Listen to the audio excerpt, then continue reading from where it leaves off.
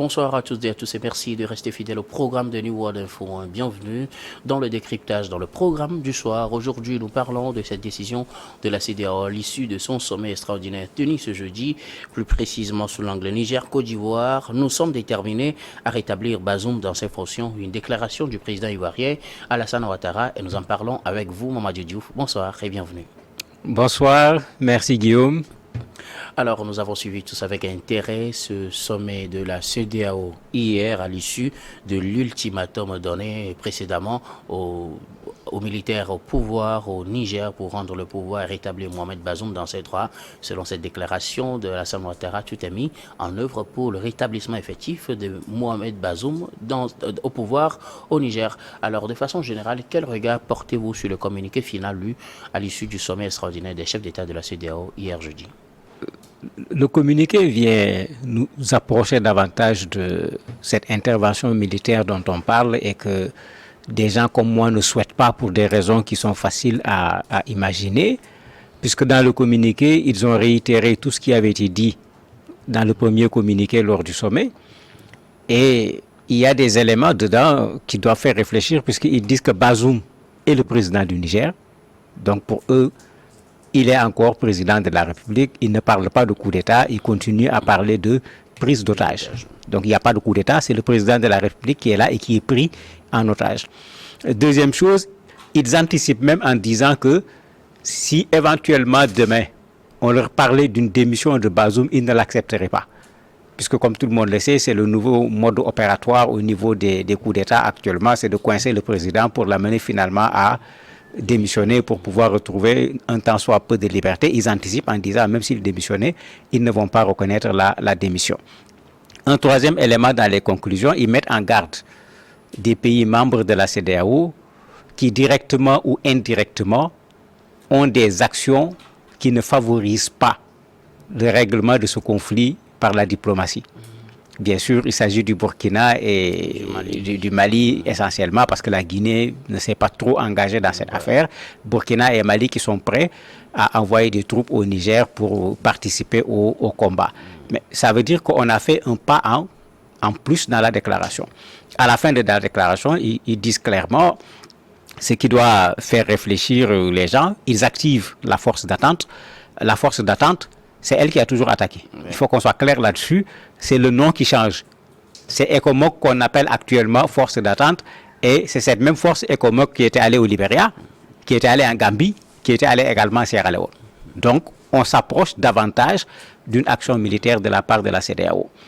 Le problème, c'est que quand on fait ce genre de sommet, on ne nous donne jamais les informations exactes. On nous donne ce qu'on peut publier à l'issue du sommet. Maintenant, quelqu'un comme le président Alassane Ouattara est allé plus loin en répétant de façon très claire que la Côte d'Ivoire va participer. Il estime même le nombre d'hommes de 800 à 1100. Il est très clair. Il dit même financièrement, ils sont prêts. Mais ça veut dire qu'il ne reste plus rien. Le plus inquiétant, pour ceux qui ont bien suivi ce qu'il a dit, à un certain moment, il a dit deux choses. Un, on a donné feu vert au chef d'état-major pour pouvoir intervenir. Deux, ils doivent le faire dans les plus brefs délais. Bon, c'est là où maintenant il faut sérieusement s'inquiéter parce que moi je n'ai cessé de le répéter et c'est ma conviction. Un mauvais arrangement vaut mieux qu'une guerre. Parce que pour le Niger d'abord, un mauvais arrangement vaut mieux qu'une guerre, mais pour le Sahel, pour la CEDEAO, pour l'Afrique de l'Ouest également, un mauvais arrangement vaut mieux qu'une guerre. Dans un espace de pauvreté, il faut penser à autre chose au lieu de penser à la guerre. Alors, un retour du président Bazoum renversé par le coup d'État du 26 juillet dernier, est-il toujours possible? C'est possible, puisque à l'étape où nous sommes, on a trois hypothèses devant nous. Une des hypothèses, c'est celle-là. Le rétablissement du président Bazoum au niveau de son pouvoir. Le problème, c'est comment on va le faire. Est-ce que ça sera une courte transition? Qu'est-ce qu'on va faire? Je ne sais pas. Mais en tout cas, c'est une des hypothèses. Non seulement c'est une des hypothèses, mais puisqu'on parlait tout à l'heure du rapport à la fin du sommet, le rapport à la fin du sommet est extrêmement clair parce que même à travers l'intervention militaire, ce qui est recherché, c'est son rétablissement. Donc, ça, c'est une possibilité. La deuxième possibilité, c'est une entente avec les militaires allant dans le sens d'organiser une transition. Puisque ça sera du rétablissement de Bazoum, mais pas du on enlève les militaires, on met Bazoum. Est-ce qu'on va leur donner 10 mois? Est-ce qu'on va leur donner 7 mois? Je ne sais pas. Okay. L'autre option, c'est l'option intervention militaire. Et la finalité de l'option intervention militaire, c'est toujours de remettre Bazoum au pouvoir, puisqu'au niveau de la CEDEAO, comme je l'ai dit tout à l'heure, ils ne considèrent pas qu'il y a coup d'État. Ils considèrent que Bazoum est pris en otage, alors que comme on le voit au niveau de la junte au Niger, il commence à s'installer. On a nommé un premier ministre, on a nommé un gouvernement pour montrer que bon, on a tourné la page Bazoum, mais la CEDEAO reste toujours sur la page Bazoum. Et c'est un peu ça le danger actuellement. Les positions sont très tranchées. En même temps que les positions sont tranchées, la junte au Niger refuse la négociation directe. Puisque malgré le communiqué qu'ils ont fait, ils ont simplement éconduit la délégation CEDEAO, Union africaine, ONU. C'est une grosse erreur à mon avis. Même quand ça chauffe, il faut négocier. Mais on peut négocier et ne pas être d'accord, mais il faut au moins rester dans le processus de la négociation. Puisque pour régler le problème du Niger, si on ne négocie pas, il reste quoi? Mais c'est l'action militaire. Alors, vous l'évoquiez tout à l'heure, quelques heures avant l'ouverture du deuxième sommet de la CEDEAO sur la situation au Niger, les militaires, ou du moins le général Tiani, a annoncé la formation d'un gouvernement qui fait suite également à la nomination d'un premier ministre. Est-ce une manière pour dire qu'ils sont vraiment établis au pouvoir? Oui, ils sont obligés. Puisqu'il y a le soutien du peuple nigérien qui est là, le peuple a besoin de les voir à l'œuvre. On a fait un coup d'État, on met en place un gouvernement. Parce que c'est quand vous mettez en place le gouvernement, d'abord ça permet de se dire, mais ils vont où? Avec qui? On l'a vu. Bon, c'est plutôt le parti de Amadou, l'ancien opposant, qui a eu la part belle au niveau de ce gouvernement. Le PNDS Taraya, qui était le parti de Bazoum, on les a zappés et totalement dans la formation du gouvernement. Ça donne des informations. Ça donne déjà des informations et ça permet aux populations de savoir que, on va prendre en charge les problèmes du Niger, parce que si les populations soutiennent la junte, c'est pour résoudre les problèmes du Niger. Ce n'est pas pour rester dans une posture de nous avons fait coup d'État, on ne sait pas si la CEDEAO va attaquer ou pas. Comme je dis tout le temps, les slogans, les discours, ces choses-là, on ne nourrit pas quelqu'un avec. Il y a un temps pour ça, mais il y a un temps également pour aller dans le concret et faire du résultat. Maintenant, certainement, c'est ce qu'ils essayent de faire, montrer aux populations qu'effectivement, ils tiennent le pouvoir, montrer à la CEDEAO également qu'ils ne sont pas prêts à ramener Bazoum au pouvoir, et l'installation d'un nouveau gouvernement, le message qu'il passe, c'est ça, nous avons tourné la page Bazoum. Alors, pour le rétablissement de Mohamed Bazoum dans ses fonctions, est-ce que la CEDEAO peut rencontrer des difficultés? Et si oui, quelles pourraient être ces difficultés? Mais en fait, la CEDEAO est déjà dans des difficultés. Puisque, rappelez-vous que c'est pendant que le Bissau-Guinéen Mbalo était président qu'on avait posé ce problème de mettre en place une force pour lutter contre le terrorisme et pour lutter contre les coups d'État. En passant le témoin au président nigérien, le président nigérien a enfoncé le clou en ce qui concerne particulièrement les coups d'État. Et un coup d'État est là. Mais ça met la CEDEAO en face d'une énorme responsabilité. Est-ce que la CEDEAO va assumer? Est-ce que la CEDEAO va se débiner? Le problème, c'est que si la CEDEAO assume, il y a un risque pour la CEDEAO. Si la CEDEAO recule, il y a également un risque pour la CEDEAO. Donc la CEDEAO est dans une posture qui est particulièrement inconfortable. Si la CEDEAO assume, on va vers un affrontement. Les militaires nigériens se disent c'est pas la peine. On règle le problème rapidement. La CEDEAO va retrouver un peu d'autorité au niveau de l'Afrique de l'Ouest par rapport aux éventuels coups d'État. Si on s'enlise là-bas, on ne règle pas le problème, le Burkina, le Mali, la Guinée, si ils décident de quitter la CEDEAO, on a une bonne frange de la CEDEAO qui est partie. Si effectivement le Mali et le Burkina se mettent du côté du Niger pour un affrontement, vous voyez la dimension de la guerre à ce moment par rapport à la sous-région. Donc la CEDEAO est dans une posture aujourd'hui qui est extrêmement inconfortable, parce que quelle que soit l'hypothèse à l'heure où nous sommes, qui va être utilisée par la CEDEAO, il y aura une CEDEAO d'avant ce coup d'État du Niger, il y aura une CEDEAO d'après ce coup d'État du Niger, voire même peut-être après le coup d'État, une CEDEAO qui pourrait être éclatée en perdant un certain nombre de ses membres.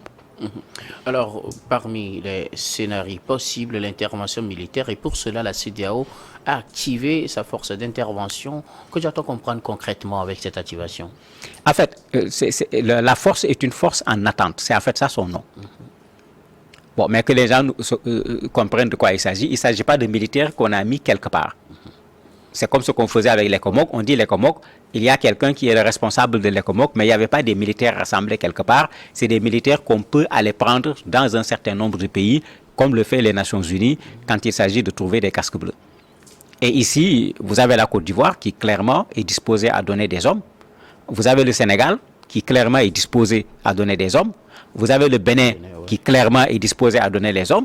Vous avez le Ghana, vous avez la Guinée-Bissau.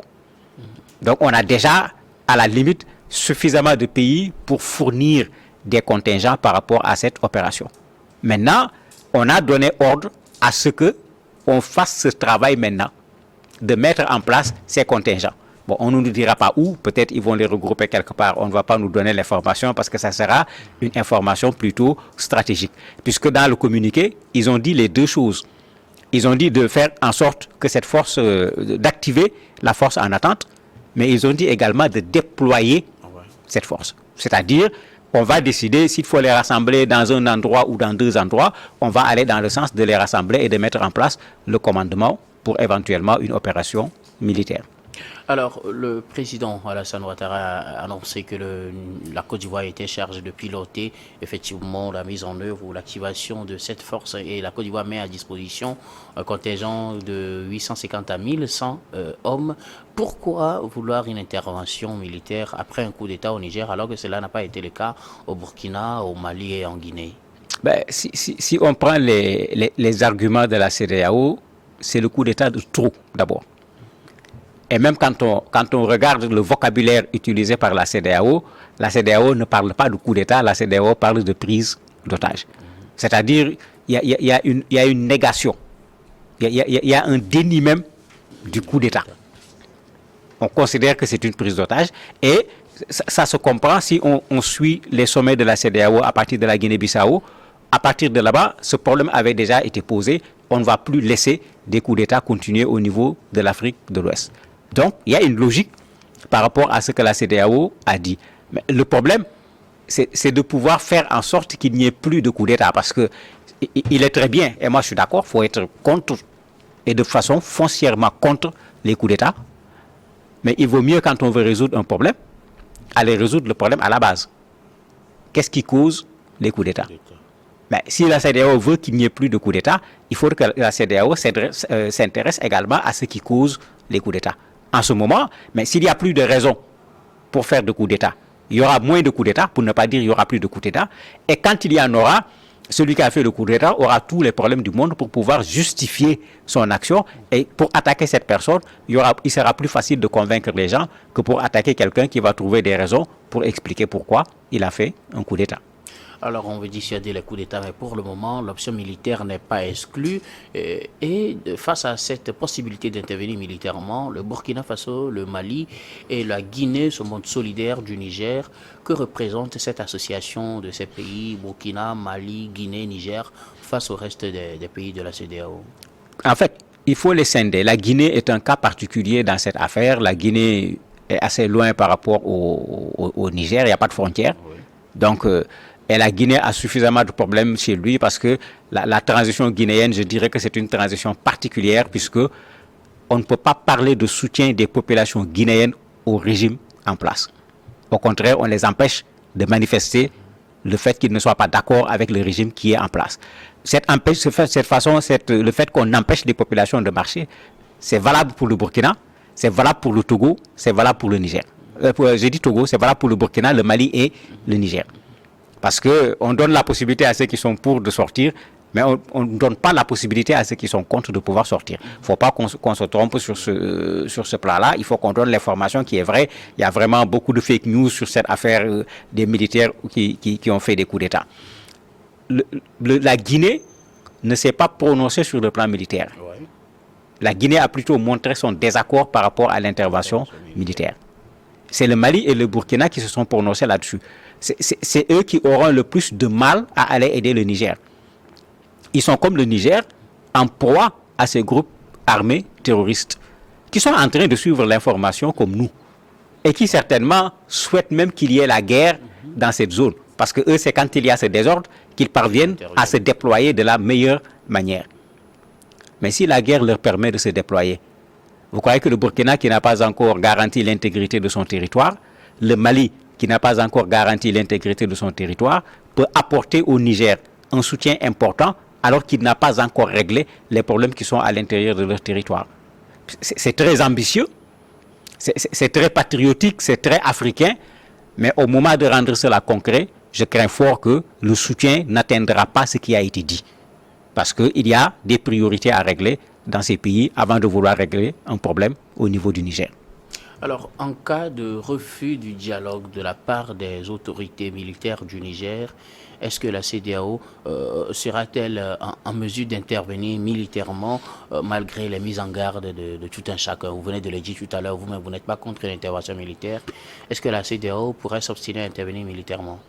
Malheureusement, oui. Quand vous regardez la déclaration du président Alassane Ouattara, on est dans une déclaration qui dit que la guerre est à côté, puisqu'il dit dans les délais les plus brefs.